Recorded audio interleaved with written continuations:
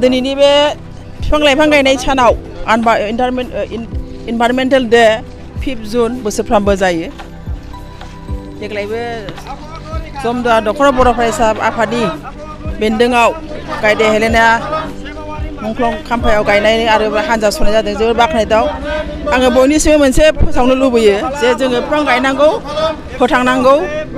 बिफां गैयिनि थाखायनो जों दा बार बा गोजोननाय मोननो हायाखै।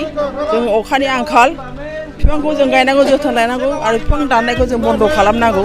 बिफांखौ फोथांना लाखिनो हायोबासो जोंनि जिउ खांनाया गोजोन गोहैलो जागोन। आं ओंखायनो खावलायो बयबो बिफां गाय। जमदुवा दख'रा दुलाराय बर' फरायसा आफाद हिसाबै दिनै जोङो आबहावा सानजों सोमोन्दो लाखिनानै दिनै सारा मुलुगनाङैनो मोनसे एनभाइरनमेन्टेल डे हिसाबै जोङो जोंनि जमदुवा दख'रा दुलाराय बर' फरायसा आफादा सराइबिल ओनसोलाव थानाय जे जोंनि मार्टियार हेलेना बसुमतारी, गायदे बसुमतारीनि थं दङ, बिनिफ्राय जोङो जागायनानै बेयाव जोङो स्टार्टिं हिसाबै बिफां गायनायनि उनाव जोङो माखासे हाबाफारि जोङो लादों। दा बेजोंनो सोमोन्दो लाखिनानै जोङो जोंनि ओनसोलाव थानाय जाया जोंनि मान्यगण्य बेक्ति बसगाव गोजौ फरायसालिनि सासे फोरोंगिरि आरो बर' रेबग्रा गौथुमनि आगुनि लोगो आफादगिरि मानगोनां मानिजाथाव मुस्रिमा बबानि दिनैनि बे बिफां लाइफां गायनाय सानाव इनभाइरमेन्टेल डे 5 जुन बोसोरफ्रामबो जायो। देग्लायबो जमदुवा दख'रा बर' फरायसा आफादनि बेन्दोङाव गायदे हेलेना मुंख्लं खाम्फायाव गायनाय आरो हानजा सुनाय जादों। जोबोर बाख्नायथाव। आङो बयनिसिमबो मोनसे फोसावनो लुबैयो जे जोङो बिफां गायनांगौ, फोथांनांगौ। बिफां गैयिनि थाखायनो जों दा बार बा गोजोननाय मोननो हायाखै। जों अखानि आंखाल।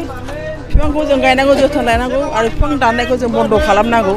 बिफांखौ फोथांना लाखिनो हायोबासो जोंनि जिउ खांनाया गोजोन गोहैलो जागोन। आं ओंखायनो खावलायो बयबो बिफां गाय।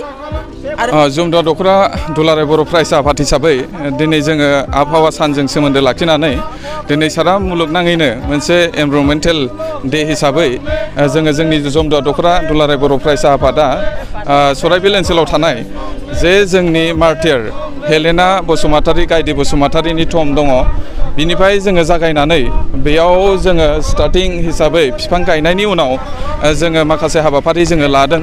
दा बेजोंनो सोमोन्दो लाखिनानै जोङो जोंनि ओनसोलाव थानाय जाया जोंनि मान्यगण्य बेक्ति बसगाव गोजौ फरायसालिनि सासे फोरोंगिरि आरो बर' रेबग्रा गौथुमनि आगुनि लोगो आफादगिरि मानगोनां मानिजाथाव मुस्रिमा बबानि बाग्लारि मेडामा बाहागो लादों आरो जोङो बिथांखौ जोङो हांख्रायहरदों।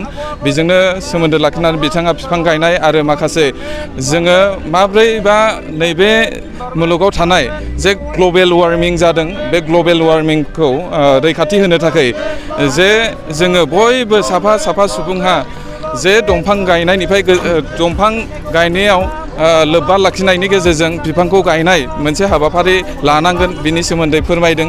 लोगोसेयै जाय बिथांमोना दंफांखौ दानफायदों बिथांमोना बन्द' खालामनानै बिफां दानफायनायनि अनगायै साफायाव सासे बेबायदिनो दंफां गायनाय, फांसेब्लाबो दंफां गायनाय बे हाबाफारिखौ लानांगोन। जोङो बेखौनो रैखाथि होनो थाखाय आरो एवारनेस होनो थाखाय जोङो बेनिफ्राय जोङो जोंनि जमदुवा दख'रा दुलाराय बर' फरायसा आफादनि गाहाय मावख' बिसिम जोङो हानजा सुरनाय हाबाफारिखौ लानाय जादों। मोनसे गोजोनथाव खौरां। 2023-24 सोलोंथाइ बोसोरनि थाखाय 11-12 थाखोनि गोदानै मुं थिसननाय लानानै फैदों बाक्सा जिल्लानि सालबारि बाजारनि साखाथियाव थानाय सेन्ट जेभियार्स इंलिश स्कुला। देग्लाय बोसोरनिफ्राय सेन्ट जेभियार्स इंलिश स्कुलाव आर्ट्स आरो साइन्स आयदानि थाखाय गोदानै फरायसाफोरनि मुं थिसननाया दायो सोलिगासिनो। बे फरायसालियाव मुं थिसननाया बेसेन नाङै जागोन आरो डेभेलपमेन्ट फिसा 1000, दानफ्रोमबो टिउसन फिसा 1500 रांखौ फरायसानिफ्राय लानाय जागोन। बेजों लोगोसेनो जायफोर फरायसाया मेट्रिकआव 90 जौखोन्दोनि बांसिन मोननाय आरो बिपिएल कार्ड थानाय फरायसाया बेसेन नाङाजासेनो मुं थिसननो हागोन। बबेखानि 80 जौखोन्दोनिफ्राय बांसिन नम्बर लानानै उथ्रिनाय आरो बिपिएल कार्ड थानाय फरायसाफ्रा मुं थिसननायाव 50 जौखोन्दो फ्रि जागोन। बेबादिनो उननि जौखोन्दो लानानै उथ्रिसारनाय आरो बिपिएल कार्ड थानाय फरायसाफोरनो रेहाय होनाय जादों। लोगोसे बे फरायसालियाव फरायसाफोरनि थाखाय हस्टेलनि खाबुबो दं।